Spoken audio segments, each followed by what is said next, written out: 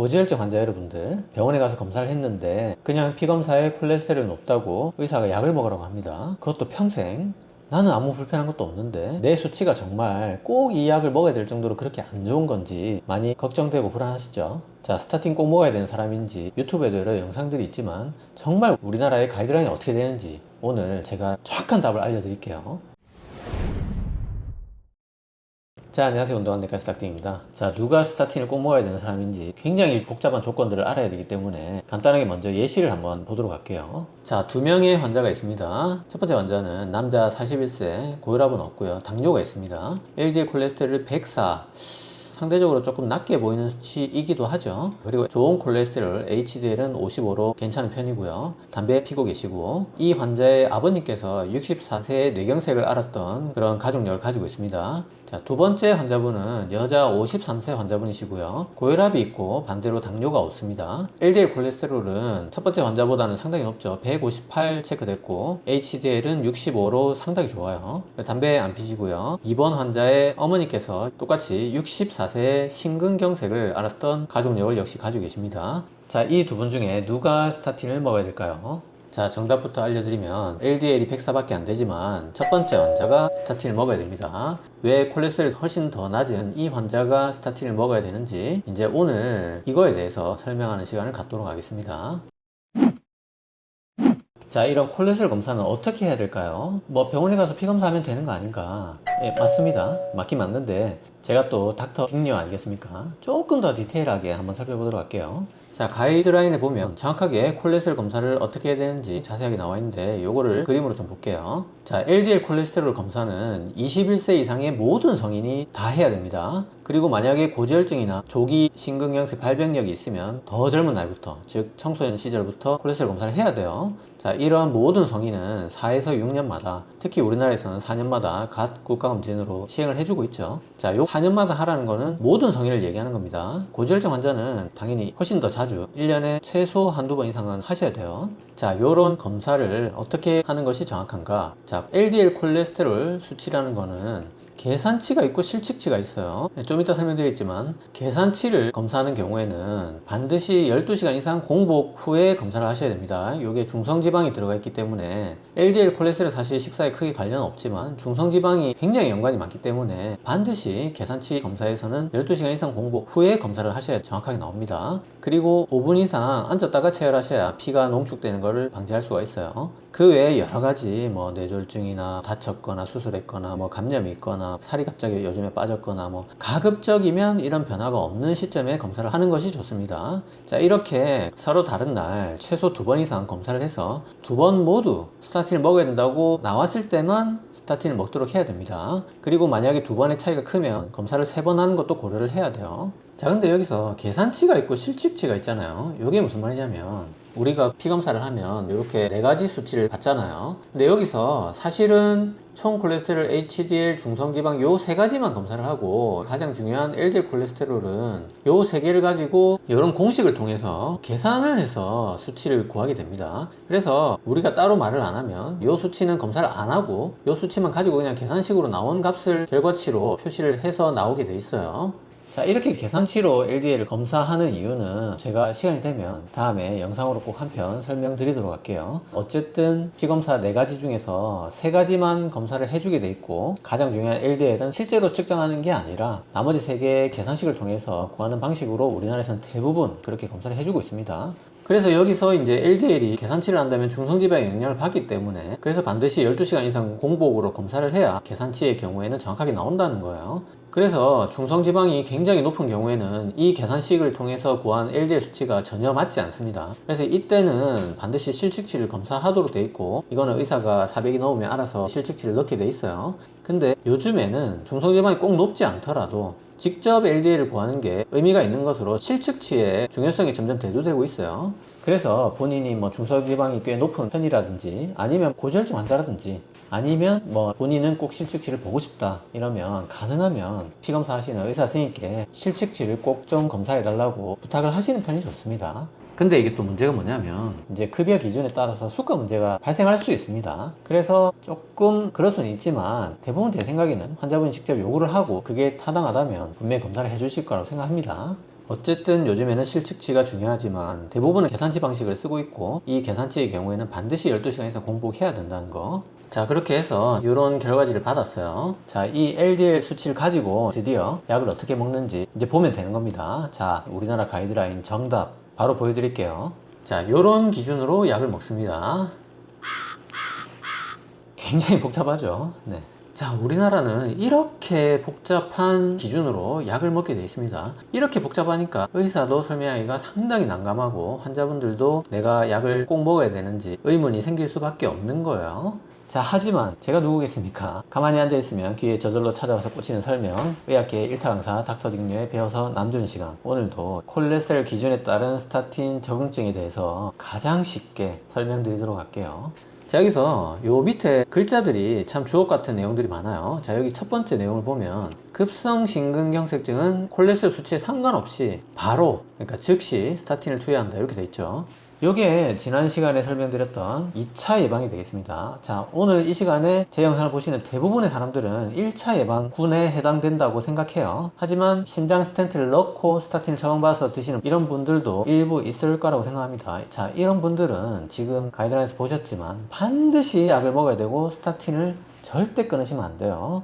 자, 이 2차 예방을 넣어서 가이드라인을 새로 그려보면 이런 식으로 그릴 수가 있겠어요. 자, 급성 심근경색증 환자분들은 콜레스테롤 수치에 상관이 없기 때문에 전부 다 그냥 즉시 투약을 시작하는 것이 되겠습니다. 자, 여기서 중요한 말이 즉시 스타틴을 투여하라고 되어 있어요. 그게 생기자마자 먹어야 2차 예방이 훨씬 더 잘 되더라는 연구가 있기 때문입니다. 그래서 즉각적으로 심근경색이 진단되자마자 먹는 것을 추천하고 있습니다. 자, 어쨌든 원래대로 1차 예방 환자분들을 다시 보면, 자, 초고위험군에서 이런 세 가지 질병이 있으면 70부터 약을 먹는다. 자, 고위험군에서 이런 세 가지 질병이 있으면 100부터 약을 먹는다. 그리고 밑에 두 개는 방식이 또 전혀 달라요. 이거는 이제 질병이 아니라 위험인자라는 거를 따집니다. 위험인자가 2개 이상이면 위험도가 중간 정도 된다 해서 중등도 위험군이 되겠고, 이런 중등도 위험군 환자는 130부터 약을 먹게 되어 있습니다. 그리고 위험인자가 하나도 없거나 한 개 있으면 저위험군이 되겠고, 이분들은 160부터 약을 먹으면 되겠습니다. 자, 요게 LDL 수치에 따라서 스타틴을 먹는 그 기준이에요. 자, 그래도 복잡하시죠? 다른 병은 혈압 140에 90부터 약을 먹는다. 굉장히 심플해요. 당뇨, 당혈색소 6.5부터 약을 먹는다. 정말 직관적이고 간단합니다. 근데 고지혈증은 왜 이렇게 복잡한가? 자, 그 이유에 대해서 제가 설명드려 볼게요.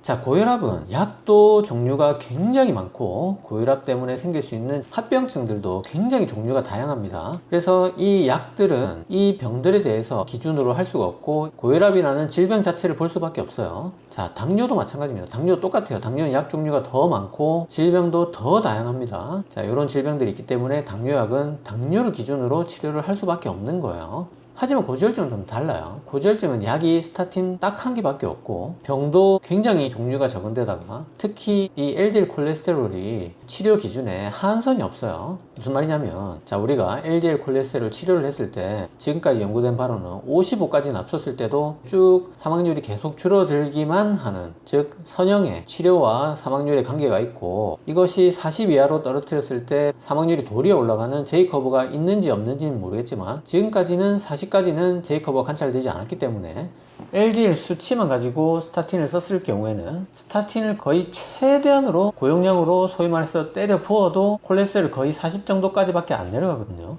근데 이런 40까지는 계속 써도 사망률이 내려간다는 얘기입니다. 그러니까 이런 콜레스테롤 기준으로 하면 거의 바닥이었기 때문에 여기를 기준으로 하기에는 조금 무리가 있다는 거예요.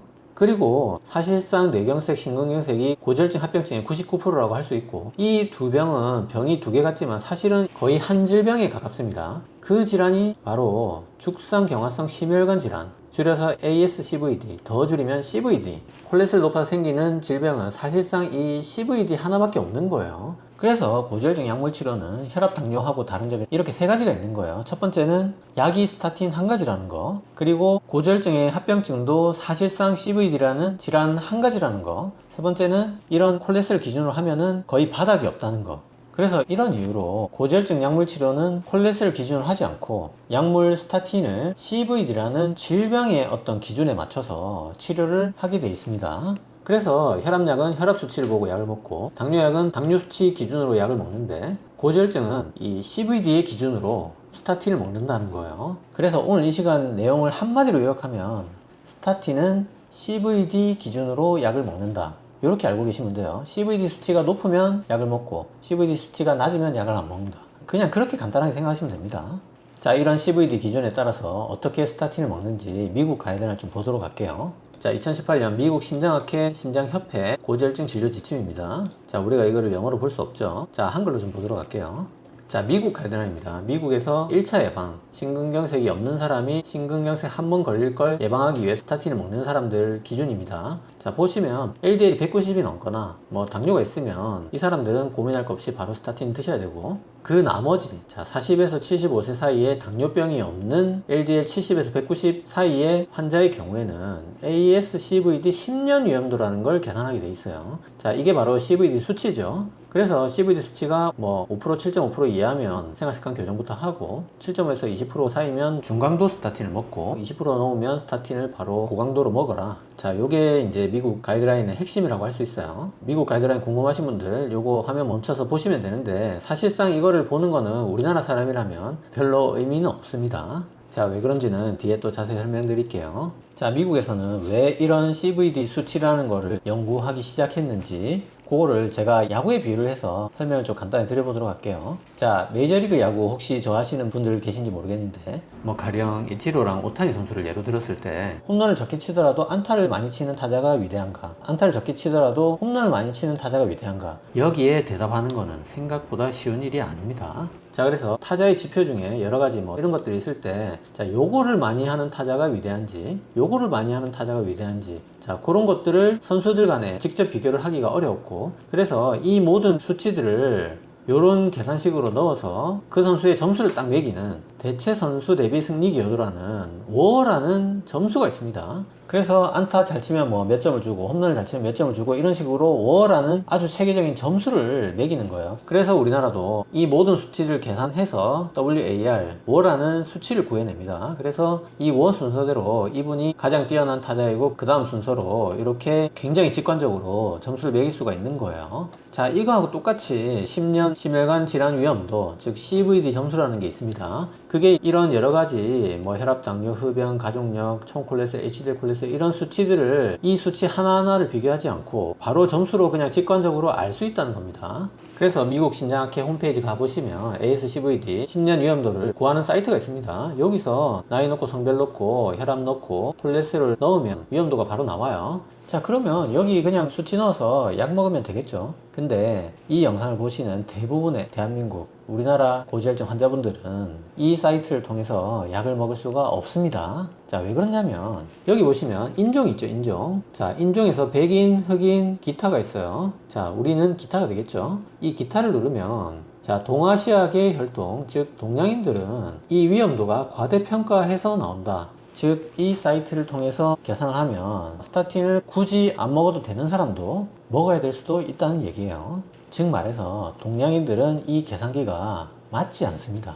자, 왜 그러냐면 이 계산기를 만든 그 토대가 되는 여러 가지 논문, 이 연구에 동양인들이 거의 참여가 안 돼 있기 때문이에요. 백인, 흑인을 대상으로 주로 심장병 연구를 해서 위험도를 계산해낸 계산기이기 때문에 맞지가 않는 거예요. 그래서 아쉽지만 이 계산기는 우리가 쓸 수가 없습니다. 그래서 이거 한글로 열심히 번역 다 했지만 우리나라 사람한테는 소용이 없다는 거. 그래서 이런 미국 가이드라인은 백인 중심의 미국 사회에 온전하게 맞춘 공관이기 때문에 무조건적으로 따를 필요는 없습니다. 사실상 맞지 않아요. 하지만 우리나라 가이드라인이 이 미국 가이드라인하고 상당히 다르다는 거는 우리 같은 임상의사가 좀 부담이 되는 건 사실이에요.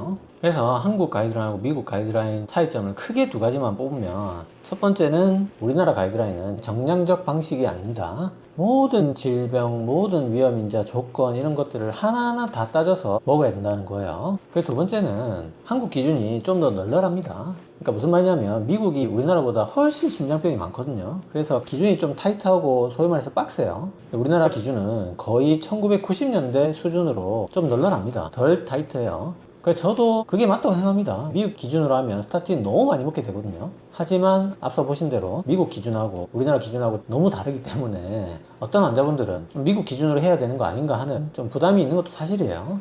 어쨌든 우리나라는 미국처럼 CVD 점수 딱 구해서 그냥 먹는 게 아니라 이런 복잡한 질병과 위험 인자를 전부 다 따져야 된다는 거. 자, 유럽 지침도 미국이나 유럽은 기준도 빡세고 기준 자체도 점수를 통해서 먹는다는 거.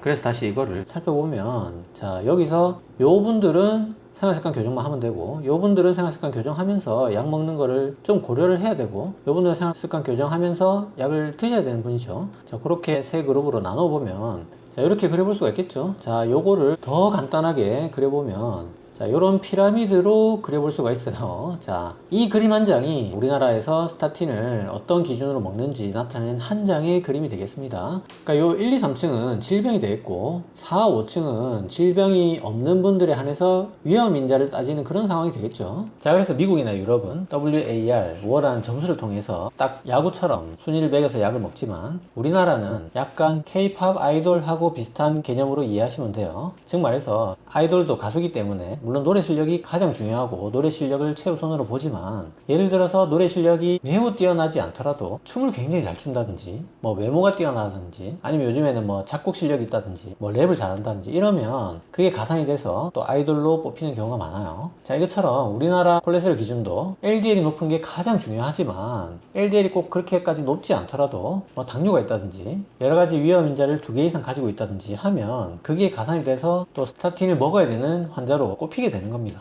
자, 다시 피라미드 그림으로 돌아가서 이제 질병 하나하나씩 자세히 살펴볼게요.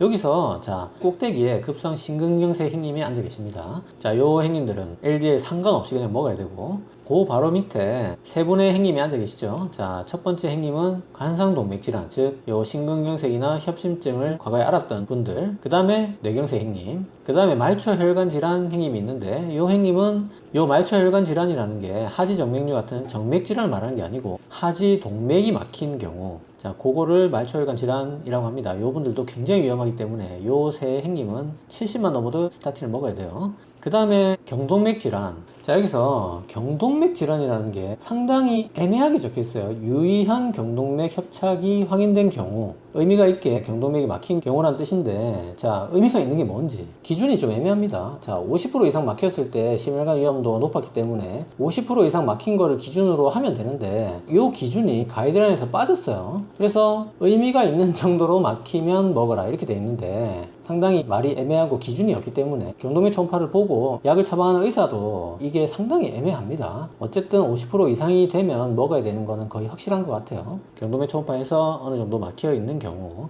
그 다음에 복부 대동맥류라고 배 안에 대동맥이 부풀어 있는 사람이 있어요. 자, 이런 복부 대동맥류가 있을 때 LDL이 100 이상이면 스타틴을 먹어야 되는 거를 의사들도 잘 모르는 경우가 많아요. 자, 그래서 병원에서 배에 있는 대동맥이 풍선처럼 부풀어 있다 이렇게 말하면 스타틴을 먹고 있는지 환자분들도 챙겨봐야 됩니다. 요분들, 그 다음에 당뇨 행님, 요 세 분의 행님은 역시 상당히 위험하기 때문에 100이 넘으면 스타틴을 드셔야 돼요. 그 다음에 네 번째, 다섯 번째는 이런 질병이 아니라 어떤 위험인자를 기준으로 약을 먹습니다. 그래서 위험인자 2개 이상이면 130부터, 위험인자 1개나 1개인 경우 160부터, 또는 190부터 하면은 위험인자 고려할 필요도 없이 먹어야 된다. 이런 기준으로 피라미드를 그려볼 수 있겠습니다. 여기서 요즘에는 뭐 이거는 심근경색 행님들만 아시면 되는데, 요 제일 위에 계신 2차 예방의 급성 심근경색증 환자분들을 이 안에서 다시 또 더 위험한 분들이 없는지 나누게 돼요. 그래서 심근경색이 있으면서 뭐 당뇨가 있다든지 더 위험한 것들이 있으면 스타틴보다 더 강력한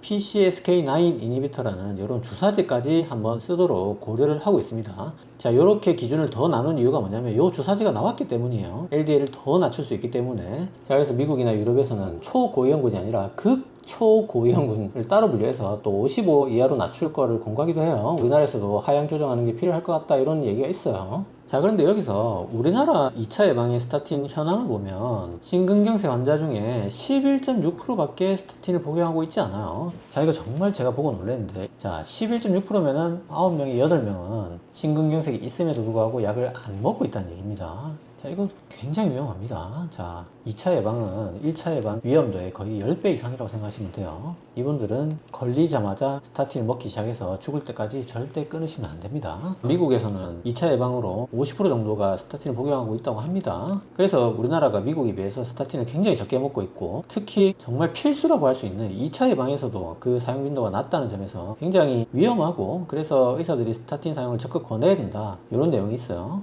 1차 예방에서도 사실 빈도가 굉장히 낮다고 합니다. 이러한 영향 때문인지는 모르겠지만 미국은 대략 50년 전부터 심혈관 사망이 이렇게 급격히 내려가고 있는데 반해서 우리나라는 1983년 통계를 작성한 이대로 심근경색, 관상동맥 질환 사망률이 계속 늘어나고 있죠. 근데 우리나라는 아까 말씀드린 대로 굉장히 널널한 2004년 정도의 어떤 기준에 따라서 스타틴을 먹고 있는 게 현실입니다. 그래서 심혈관 질환 환자에서 스타틴을 좀 더 적극적으로 사용할 수 있도록 어떤 장치를 마련해야 되는 것이 아니냐, 이런 제언도 있습니다. 자, 그래서 앞서서 요 1, 2, 3층에 해당하는 질환들에 대해서 간단히 설명드렸는데, 그 다음에 이제 요 4층, 5층에 해당하는 콜레스테롤이나 여러 가지 질병 말고 그 외에 심근경색이 잘 걸릴 만한 인자들, 그 심혈관 위험 인자 5가지 좀 보도록 할게요.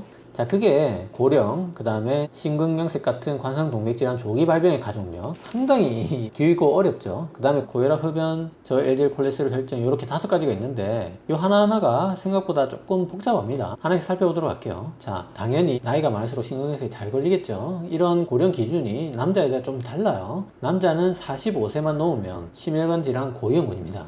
자, 물론 이게 만 나이 기준이긴 합니다. 근데 저는 벌써 다 돼가요. 여자분들은 거의 폐경 이전에는 심근경색 거의 걸리지 않거든요. 그래서 보통 55세 이후가 위험하다고 합니다. 그리고 이 부분이 말이 상당히 어려운데, 관상동맥 질환 조기 발병 가족력, 즉 부모 형제 자매 중에서 남자는 또 55세보다 어렸을 때 심근경색 걸린 경우, 여자는 부모 형제 자매 중에 65세보다 어릴 때 심근경색 걸린 사람이 있는 경우, 요럴 때를 관상동맥 질환 조기 발병의 가족력이 있다, 이렇게 얘기를 합니다. 그 다음에 뭐 고혈압은 고혈압이거나 혈압약 먹고 있거나, 그 다음에 담배 피면 뭐 심근경색 명백히 잘 걸리겠죠. 그 다음에 이제 HDL 콜레스테롤이 40 이하인 경우, 그러니까 이 HDL은 참 독특한 게 HDL 기준으로 약을 먹는 게 아니라 LDL 기준으로 스타틴을 먹는데 하나의 위험 인자로 쓰인다는 거예요. 그러니까 이 HDL은 그 정도로 그냥 참고 삼아 보는 수치 정도라고 생각하시면 됩니다. 결국 중요한 게 LDL이기 때문에 LDL 기준으로 약을 먹는데 그 기준 하나에 해당되는 게 HDL이 높냐 낮냐예요. HDL이 높고 낮음에 따라서 약을 먹는 게 아니고요. 근데 여기서 이런 위험인자가 몇 개냐를 셀 때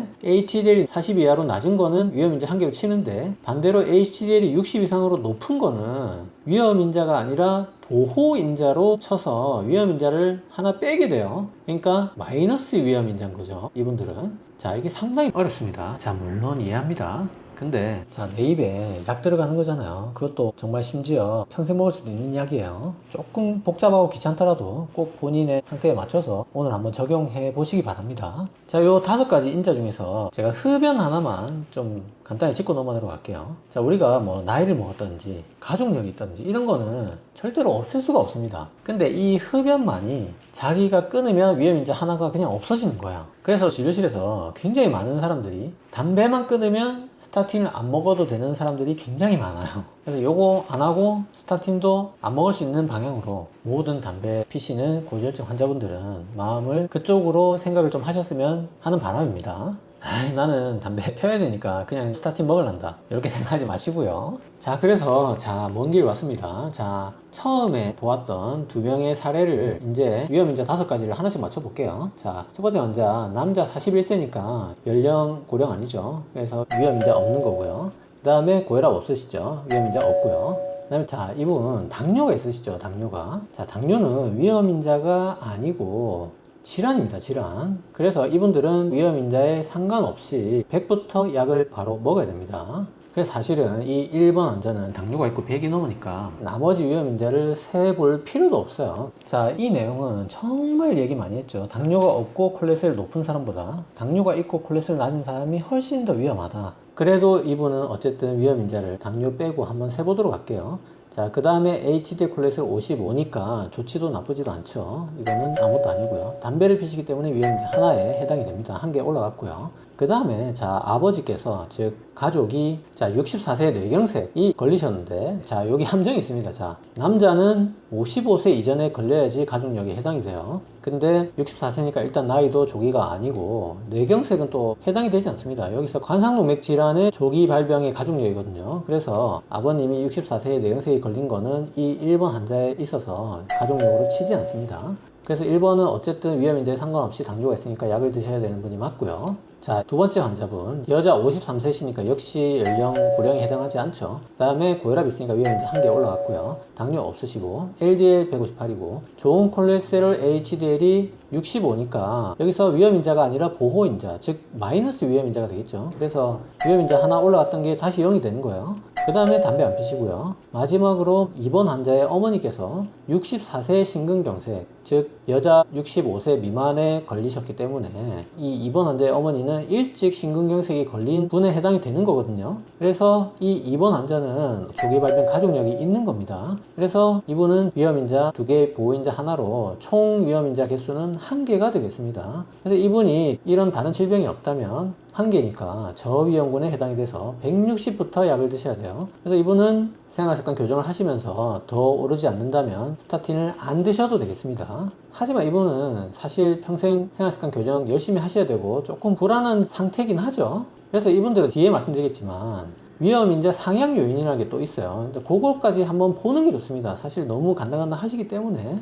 자, 상당히 복잡하죠. 자, 반대로 얘기하면 우리 스타틴을 처방하는 의사들이 이 복잡한 기준을 모든 환자한테 다 따져서 약을 처방하고 있다는 거예요. 그래서 환자분들이 오늘 이런 복잡한 과정을 통해서 처방한다는 사실을 조금 알면서 의사 처방에 잘 따라 주셨으면 한다는 거예요. 그리고 내가 약을 먹어야 되는 사람인지 오늘 이 시간에 한번 쭉 검토를 해보시기 바랍니다.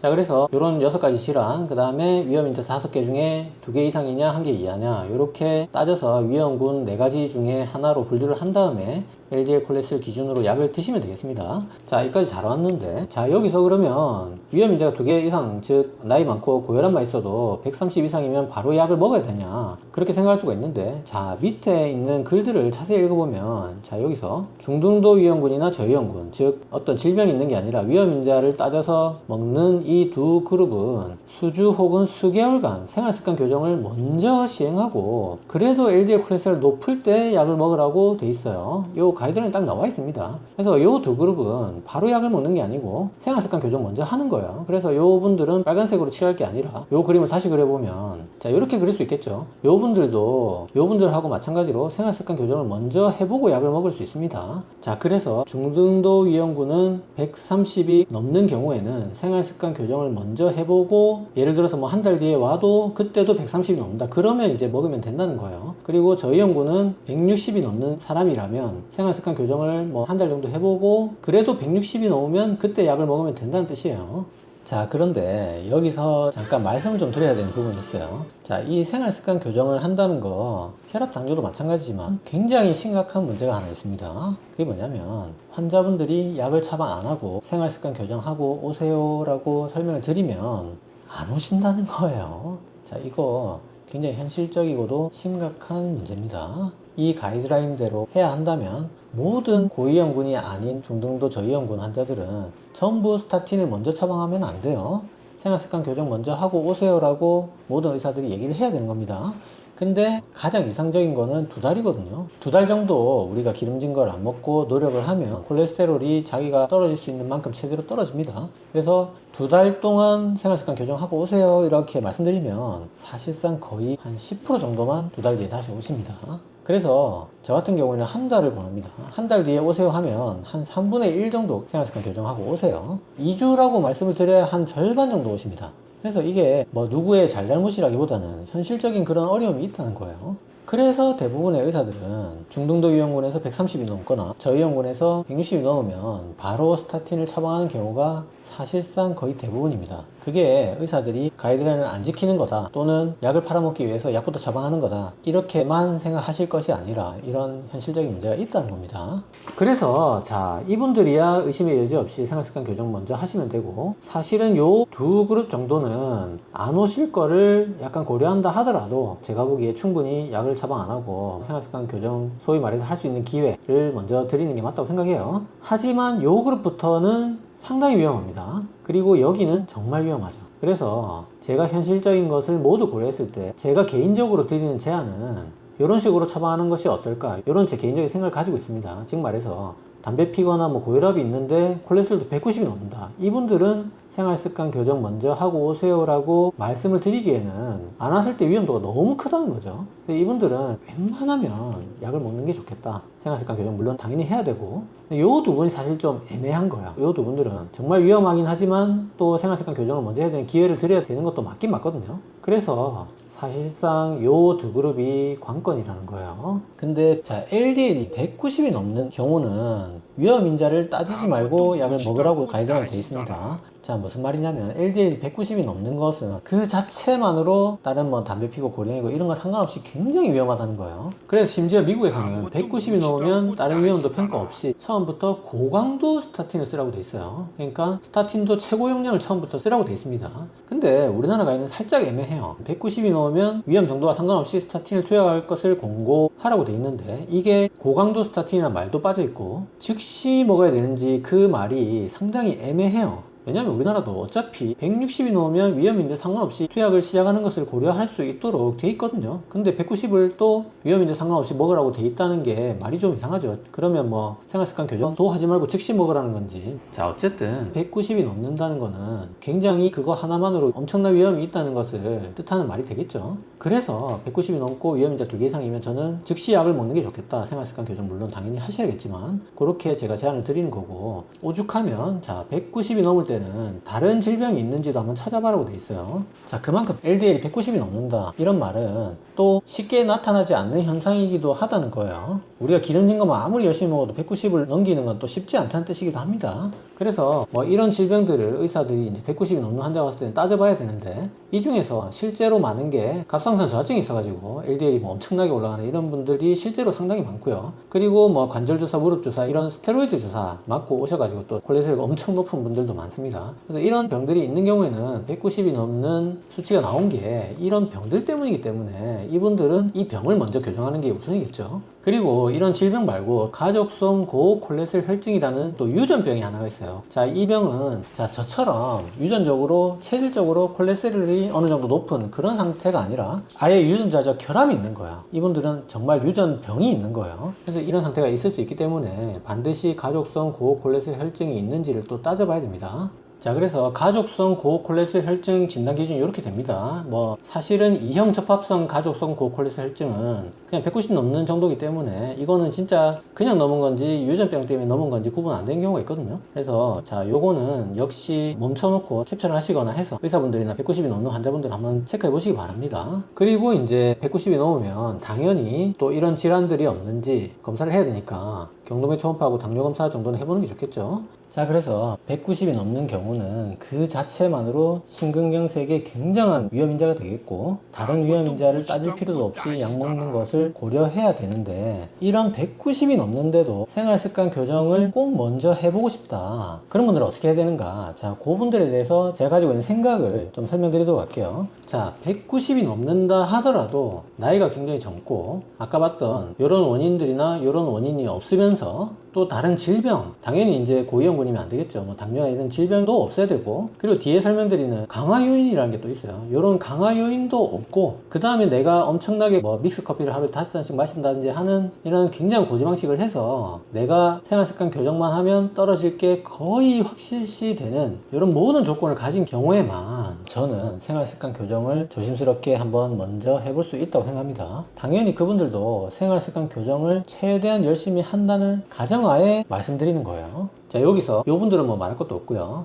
요 약을 먹을 기준에는 들어가지만 생활습관 교정을 먼저 해볼 수 있는 요 네 그룹에 해당되는 분들에게 요분들이 어떤 마음가짐으로 생활습관 교정을 해야 되는지 제가 설명 좀 드릴게요. 자, 첫 번째는 아까 말씀드린 대로 내가 생활습관 교정을 해서 콜레스테롤이 떨어지는 그 정도를 보려면 가장 좋게는 한 2달 정도를 해야 사실은 충분하긴 합니다. 그 효과를 보려면. 하지만 아까 말씀드린 대로 2달을 하고 오시라고 말씀드리면 대부분 안 오시기 때문에 어쩔 수 없이 현실적인 문제로 한 달을 권유드립니다. 한 달만 해도 떨어질 사람은 2, 30 정도 떨어지거든요. 그러면 내가 2, 30 정도 떨어졌으면 두 달 뒤에는 거의 4, 50 정도 떨어뜨릴 수 있겠다는 근거가 되기 때문에 그걸로 의사 선생님과 충분히 약을 안 먹고 한번 해보겠다는, 소위 말해서 쇼부를 한번 쳐볼 수 있다는 거예요. 두 번째로 계속 같은 내용이지만 반드시 오셔야 됩니다. 반드시 와서 반드시 콜레스테롤 떨어졌는지 피검사도 하셔야 돼요. 자, 이 반드시 다시 와야 된다는 게 의사들이 뭐 환자 떨어질까봐 그렇게 말한다 뭐 그게 아니라, 사실은 모르겠습니다. 제 입장에서는 환자분들이 콜레스테롤 굉장히 높은데 음식 조절하고 한번 와보겠다 이렇게 말씀을 그렇게 해놓고 안 오시면 진짜 걱정되거든요. 그래서 사실은 그분 손해인 거예요. 그분이 콜레스테롤 치료할 수 있는 기회를 그냥 날려버리는 거거든요. 그래서 뭐 의사 뭐 돈 벌어 뭐 그렇게 생각하지 마시고 본인을 위해서 반드시 오셔야 됩니다. 세 번째로, 한 달 뒤에 오기로 했으면 그 한 달 동안 최대한 열심히 생활습관 교정을 하셔야 됩니다. 한 달 뒤에 왔을 때 생각보다 또 그렇게까지 열심히 안 하고 오신 분들이 또 상당수예요. 내가 생활습관 교정을 그렇게까지 열심히 안 하고 왔다 그러면 분명히 효과도 크지 않습니다. 적게 떨어졌고 또 이 효과가 생활습관 교정을 제대로 했을 때 큰지 작은지 알 수가 없어요. 그래서 이게 한 달 만에 왔지만 한 달 그냥 날려버리는 거거든요. 열심히 하고 또 와야 되기 때문에 역시 이것도 환자 손해라는 거예요. 그래서 내가 내 몸을 가지고 지금 실험하고 있는 중이잖아요. 그 실험이 제대로 되려면 최대한 열심히 하셔야 됩니다. 그리고 이러한 약을 먹을 기준에 들어가는 사람들이 생활습관 교정을 먼저 해보는 경우는 대부분 이전에 고지방식을 했을 경우에 효과가 클 가능성이 많습니다. 그래서 나는 고기도 안 먹는데 콜레스테롤 왜 이렇게 높노? 이렇게 한 사람들은 사실은 효과가 별로 안 클 가능성이 많아요. 그래서 소위 말해서 옛날에 좋았으면 안 좋고 안 좋았으면 좋다는 거예요. 마구마구 살았던 사람이 더 희망적이라는 거예요, 사실은. 그리고 마지막으로 이런 생활습관 교정부터 하는 분들은 아까 말했듯이 이러한 질병이 없는지, 고위험군이 아닌지 질병에 대한 검사, 당뇨 검사, 경동맥 초음파, 그다음에 하지혈관 검사인 ABI 검사 정도는 해보는 게 좋아요. 그리고 뒤에 나오겠지만 위험인자 상향 요인에 관련된 여러 가지 피검사들이 있습니다. 이런 것도 한번 해보는 게 좋습니다. 자, 그러면 제가 여태까지 계속 설명드렸던 그 위험인자 상향 요인이라는 게 뭔가? 안 그래도 콜레스테롤 약 먹는 게 무슨 질병 따져봐야 되고 그 다음 위험인자 5개 따져봐야 되는데 거기다가 뭐 상향 요인까지 따져야 되는 거냐, 이런 문제가 있는데, 예, 맞습니다. 따져봐야 됩니다. 왜 그러냐면 우리가 여러 가지 고위험군에 해당되는 질병하고 그 다음에 주요 위험인자 5개만 따졌을 때는 실제 심혈관 위험도를 50%밖에 예측을 못하더라는 거예요. 그래서 그 상향 요인을 소위 말해서 아리까리한 분들, 여기에 걸려있거나 여기에 걸려서 생활습관 교정 먼저 하고 올지 약부터 먹을지, 여기에 걸려서 약을 먹을지 말지 고민 정말 많으신 분들, 그런 분들은 상향 요인을 한번 고려해 볼 수 있다는 거예요. 그래서 우리나라 가이드라인에서는 이런 위험인자들을 상향 요인으로 한번 따져보라고 되어 있습니다. 그리고 미국 가이드라인도 보시면 이렇게 상향 요인이 이렇게 쭉 있어요. 그래서 미국, 한국의 상향 요인이 이렇게 되는데 여기서 미국 걸 우리나라에서도 쓸 수 있는 위험도 상향 조정 요인을 한번 빼보면 이렇게 크게 3가지 정도로 나눌 수가 있어요. 요거는 제가 그냥 임의로 추출한 겁니다. 그래서 뭐 콩팥이 안 좋은 분들은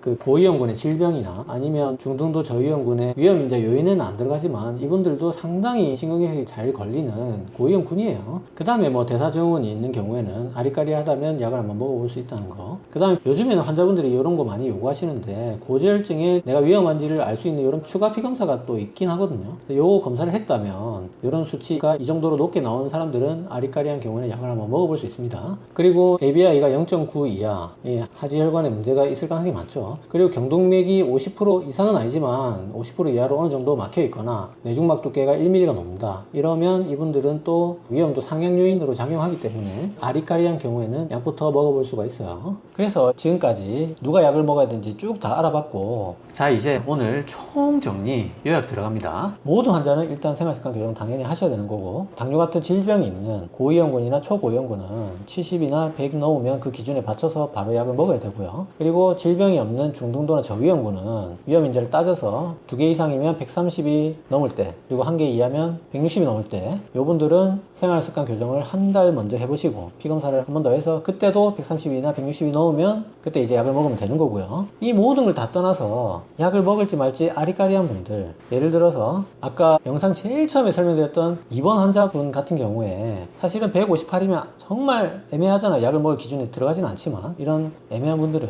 위험도 상향 요인이라는 게 있거든요. 그거를 한번 따져가지고 또 내가 약 먹을 거를 또 결정해 볼 수 있습니다. 요게 이제 오늘 스타틴을 먹는 기준의 전부예요. 자, 그래서 이런 기준에 따라서 약을 먹었어요. 약을 먹었는데 2달 뒤에 보통 의사가 오라고 합니다. 2달 뒤에 와서 피검사를 했어요. 했는데 거의 다 웬만하면 약 2달 먹고 피검사 해보면 굉장히 많이 떨어집니다. 조그마한 용량 하나 써도. 자, 이렇게 됐을 때 정말 또 많은 분들이 자, 이제 정상이 됐으니까 약을 한번 끊으면 안 될까요? 이렇게 많이 물어보십니다. 근데 여기서 절대 약을 끊으시면 안 됩니다. 자, 가이드라인에도 나와 있습니다. 약을 끊으면 그대로 치료된 상태로 돌아갑니다. 그래서 중단하지 말고 계속 치료해야 하는 것이 매우 중요하다. 이렇게 가이드라인에 나와 있어요. 그래서 그게 뭐 스타틴 뭐 보험 기준 이런 것 때문에 옛날에는 뭐 6개월 정도 먹고 끊어보고 뭐 이런 식으로 했다고 합니다. 그래서 심지어 의사들도 그렇게 알고 있는 의사분들도 많습니다. 하지만 그거 정말 죄송하지만 옛날 얘기고요. 그래서 그냥 고지혈증에 스타틴 먹는 거는 혈압 당뇨약처럼 그냥 계속 먹는 걸로 알고 계시면 됩니다. 실제로 제가 환자분들이 너무 강하게 요구를 해서 한번 끊어서 어떻게 되는지 보여드리기 위한 차원으로 끊어서 2달 뒤에 오시라고 말씀드리는 분도 있습니다. 그러면 2달 뒤에 와서 피검사 해보면 정말 희한하게 정말 그대로 그 자리로 그대로 올라갑니다. 예를 들어서 뭐 158인데 뭐 중등도 위험군이어서 약을 먹었는데 75로 떨어졌다, 뭐 그런 분이 있다고 치면 그분이 2달 뒤에 끊고 오면 뭐 159 이런 식으로 정말 정확하게 거의 토시 하나 안 틀리고 옛날 수치로 그대로 돌아갑니다. 그래서 보면은 막 저도 신기하기도 한데, 그래서 약을 먹는 분들은 굉장히 좌절스러울 수 있잖아요. 내가 이 약을 결국은 입에 댔기 때문에 내가 또 이거를 평생 먹어야 되는구나 이렇게 생각할 수 있는데, 자, 그게 아니라 약을 먹고 내가 노력을 하는 겁니다. 지난 여러 영상에서 여러 번 설명드렸듯이 콜레스테롤 약을 먹었다고 해서 마음대로 사시면 절대 안 돼요. 약을 먹어도 내가 콜레스테롤 떨어뜨리려는 모든 노력을 다 해야 하는 거는 당연한 겁니다. 아무 생각 없이 그냥 고지혈증 환자로 진단된 순간부터 약을 먹더라도 최대한 내 콜레스테롤 떨어뜨릴 수 있는 노력을 무조건 하셔야 돼요. 무슨 생각하면서 무슨 생각을 해? 그냥 하는 거지. 자, 그렇게 했을 때 끊을 수 있는 방법이 바로 약을 먹고 40 이하로 2번 넘게 떨어지면 줄이거나 끊어볼 수 있습니다.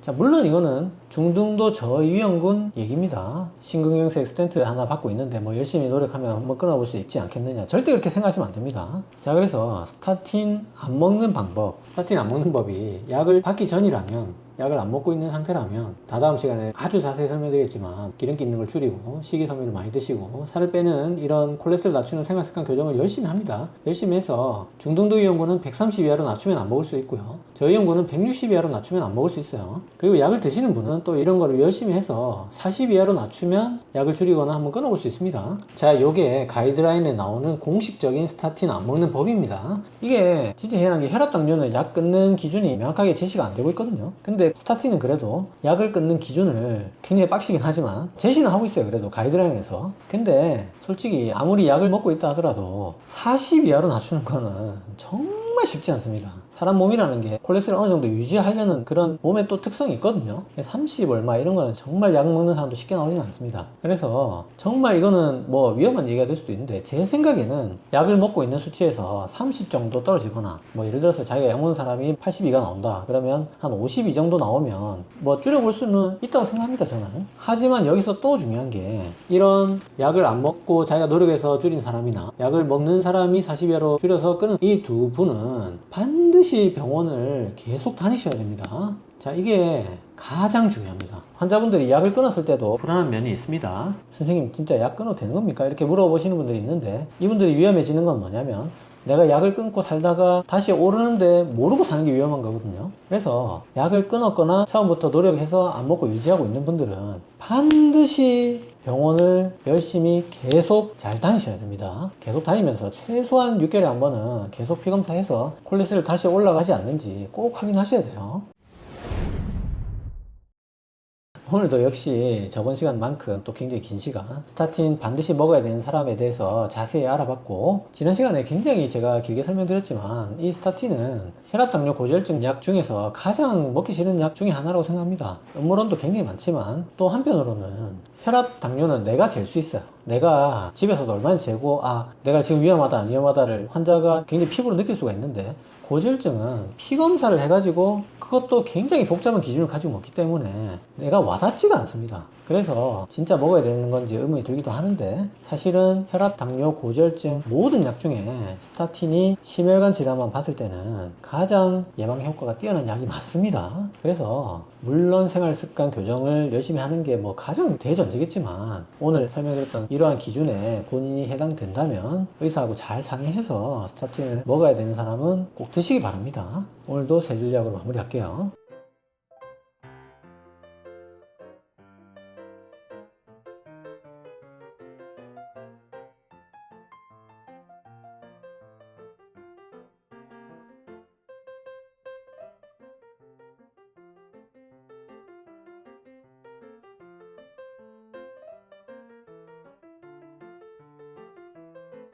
자, 오늘 영상 도움이 되셨나요? 도움이 되셨다면 구독은 여기, 관련 영상은 여기 봐주세요.